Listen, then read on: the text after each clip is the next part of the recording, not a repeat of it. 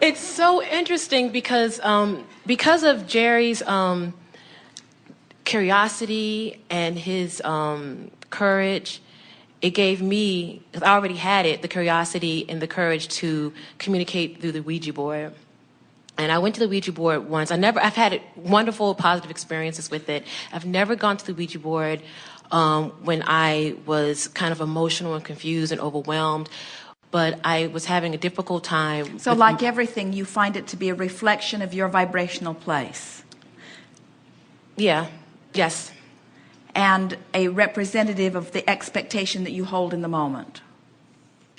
Yes, yes. And I went to the board, and it was so interesting. I didn't go there. I was lying in my bed, and I was feeling very pitiful about having a difficult time paying my rent and paying these bills. And I live in California, and I'm thinking I'm going to have to move back home because my dad helps me so much with money, and I'm just overwhelmed. And I started beating myself up or putting myself down. And then I heard a voice in my head say, "You are love. You are so compassionate, and you are so loving," and saying all these wonderful things about me. And I just started to cry. And then I went to the board. I felt like Spirit moved me to go there. And I had a conversation. And I asked who was I having a conversation with, and it spelled out God. And then I asked, then they told me, they spelled out, "Talk to Abraham." And I said, "When? How?" And then he spelled out May 13th, 2006. And I said, "But how am I going to talk to Abraham? I barely paid my rent last month. I've got bills and I've got this. How am I supposed to go see Abraham? I can't afford that." And then it spelled out, "God will make a way. Have faith, have hope. God makes miracles." And I'm here today. And I really felt like I did the work with my through the emotional skills of getting here. But the money, I don't understand why I was so resistant to, I know. Well, feel how that feels. In other words, when you said the money, and you put your head back. And I'm feeling hot, and it's cold in here. Oh. The drama of it. It really is. I mean, I'm living by myself. I was feeling like a late bloomer, and I feel sometimes like I suck at being an adult. You know, I still go to my dad. Well, you got to get over that. In other words, so tell a different story, because the universe does not know if the vibration that you're offering is in response to the reality that you're living or in response to something that you're imagining. And so what you're saying to us is, I have a hard time imagining beyond my reality. And we say, because my reality seems to be dominant. I'm so mad at myself, and I feel so dependent, and I'm so embarrassed about being so dependent. And we say, stop beating that drum and start telling a different story. Tell a different story, and the different story will become dominant. It really is that simple. And in the beginning, as you tell the story, now here, you'll like this. This is a tricky part.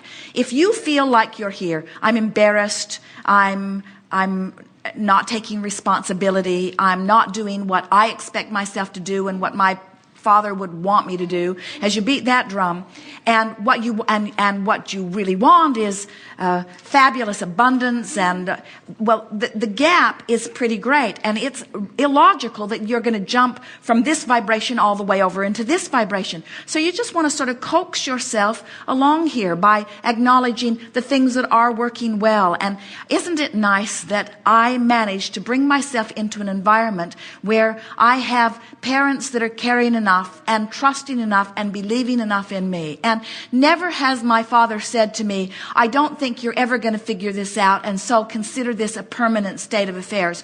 Always the impression that he is giving me is, "I see this as a temporary thing with you, and I'm willing to do whatever I can do to help you out right now.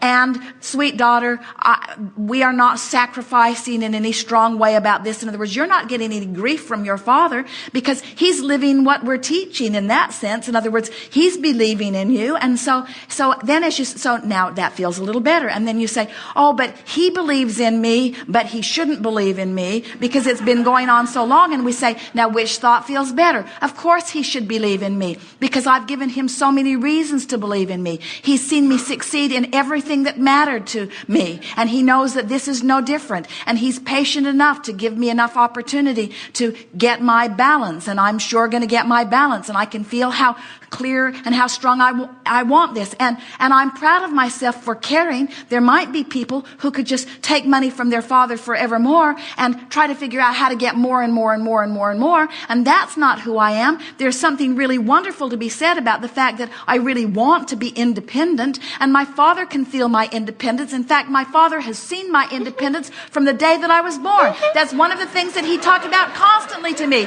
You are so independent. You are so strong-willed. You are so strong-minded. You always do what you're going to do. And so why is this any different? And so I've just got this one little bugaboo going on where I'm not allowing myself to... But why am I not allowing it? Why am I so resistant? I know what you're talking about. I feel it and I know it, but I'm resistant. Because you're a really stupid person. I knew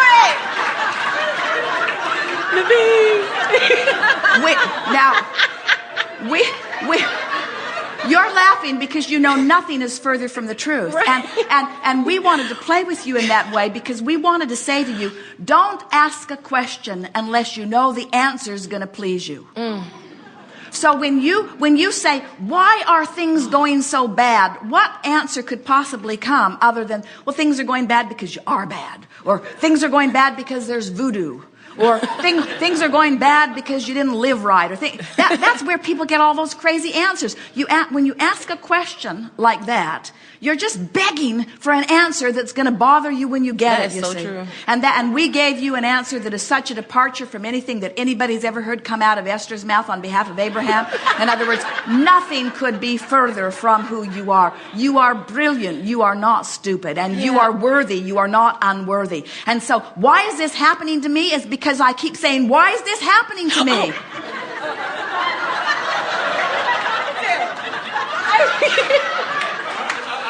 It's true. I can't. Oh my! And I'm so conscious of my thoughts, and I keep saying, oh, you know what else I do? I don't know. I keep saying, I don't know. I don't know. And if I keep saying, I don't know, guess what? I don't know. But I don't know why I keep saying it. Well, we know. Please tell us, sister, I don't know. You're stupid.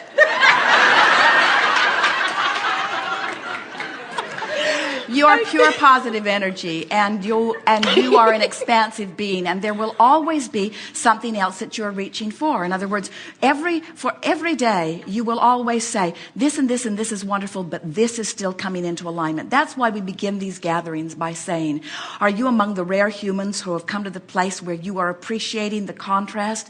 Are you loving those desires that are yet unfulfilled? And most everyone says no, or if they say yes, they don't mean it, because most people really would feel better if their desires could be manifest, and they will. But this is just one of the, Esther will say, oh, now I really get it. Now I get it. Oh, now I really get it. And we want to say to her and to you, you're not ever going to really get it all, because as soon life experience is going to cause you to ask for this, and you're going to get up vibrationally up to speed, but then guess what? A new set of circumstances is going to cause a new launching, and you're going to be vibrationally out of whack, and then you're going to get up to speed, and then it's going to manifest, but guess what? A new set of contrasting experiences is going to cause another launching. In other words, you're always going to be in this state of becoming, and it's time for you to love yourself where you are, no matter where it is in relationship to what you want. And when you do that, now, even when I can't barely pay my rent. Well, it's so temporary. So what? So what? Doesn't it feel like so what though when you have to go to my dad and be like, Daddy, can I have some money? I can't. Well, it might my be. My cell phone is off. Can you help me? It might. I it guess might I can't be. Take it anymore. It might be that if Daddy said, "Don't say no." My daddy never says no to me, but I feel bad about that. Sometimes I wish he would say no. No, I don't. No, I don't. I take that back. You're onto something really big, because the universe never says no to you in the same way that your daddy never says no to you. But the difference between, oh, we love this. The difference between your daddy and the universe is that your daddy will help you out when your vibration's over here, and the universe can't. So your daddy has disempowered you. Yeah, because he's yielded to your negative emotion. Yeah. Where source energy never yields to your negative emotion.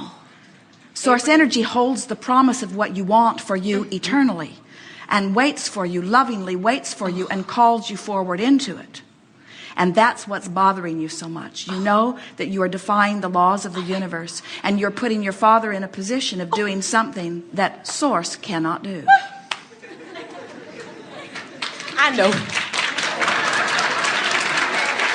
Abraham, you're gonna make me cry. So now say, true. Daddy, Oh, I need a little money, but just for a little while, because I'm getting this figured out. And right. I'm coming to you. I've come to you from my place of desperation on many occasions. But now I want to tell you, I'm not coming to you from desperation. I'm coming to you from hope. Yeah. And what my hope is that this will be the last time, or one of the last times, or maybe one of the last 10 times that I'll be asking you for anything. that sounds about right. Because I can feel I'm getting lined up with my flow, and I can tell that well-being's beginning to come to me. And thank you for being there for me, Yeah. but I'm going to ask you less and less. And so do me a favor and don't make it so easy for me to ask you for money, because I'm really wanting to open my own reservoir, and I want it to be from someone other than you. Say to him, you have been the vortex through which so much of my well-being has been flowing. And I love you for every bit of it, but I can feel in my heart of hearts that there's a huge vortex with huge abundance that's coming to me. So I promise you, Daddy, I see this as so temporary. I'm really on to something. Now, doesn't that feel better? That feels great. But does that mean I have to give his credit card back to him? Because I was thinking about doing that once, but I got scared. I was like, no, I better not do that, because I might need it. I'm not giving back that credit card yet.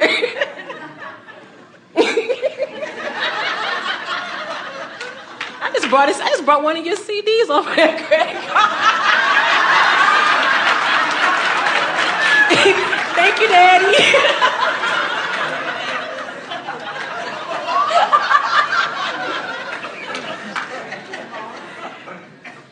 You should be well paid for the entertainment you provide.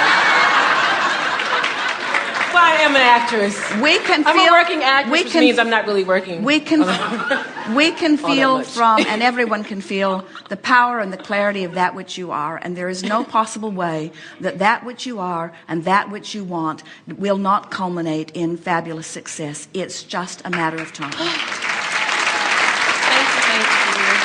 Thank you, Abraham. I love you all. Thank you so much.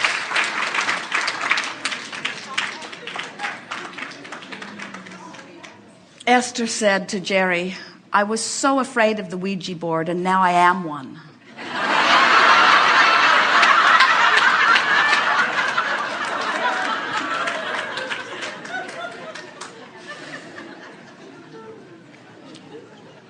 We are out on the leading edge, aren't we? Jerry says, how can we have been at this for so many years and have a whole day of new insights? And we say it is the power of this group.